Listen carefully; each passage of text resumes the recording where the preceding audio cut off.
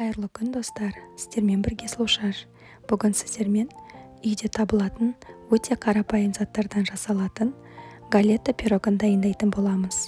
Видеоны міндетті түрде соңына дейін қарап, каналға тіркелуді, лайк басып комментарий жазуды ұмытпаңыздар. Ең алдымен өте салқын сары майымызды бөліктерге бөліп, үстіне ұнымызды салып, барлығын жақсылап араластырып аламыз. Қамырды вилкамен немесе арнайы нан илейтін құрылғымен араластырып алуға болады. Мен барлығын қолмен жасадым. Үстіне шым-шым тұз қосамыз және міндетті түрде өте салқын суды қосамыз. Су міндетті түрде мұздай болу керек. Барлық қажетті заттардың көлемін описаниеда қалдыратын боламын.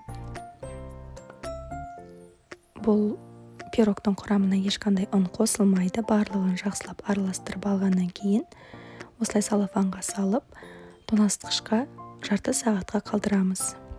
Мен бұл галетаның құрамына алма қостым, начинкасына, яғни салмасына.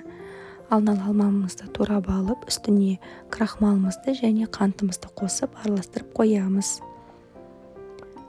Жарты сағат уақытымыз өткеннен кейін қамырымызды алып, осылай жайып аламыз.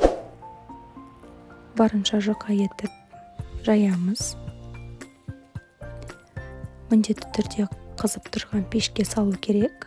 Қамырымызды жайып жатқанда пешімізді қыздырып қоямыз. Қамырымызды жайып алғаннан кейін ортасына осылай салмамызды саламыз. Әртүрлі өзіңіз қалаған салмаңызды салуға болады. Алмұрт, құлпынай, слива немесе өрік барлығында қосып дайындай беруге болады. Осылай салмамызды салғаннан кейін қамырымызды дәл видеодағыдай етіп орналастырамыз. Жабыстырып, бетін жауып қоямыз.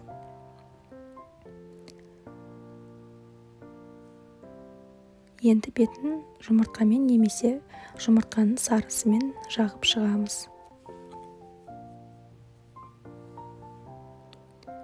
Пеште 200 градуста шамамен 30-35 минуттай пісіреміз.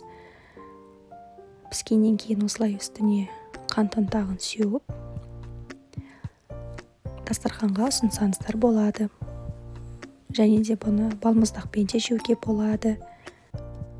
Қамыры өте күтірлік, хрустящий болып шығады. Міндетті түрде дайындап көріңіздер. Қазір кескен кездегісін көрсетемін. Кескен кезде міне осындай болып шығады.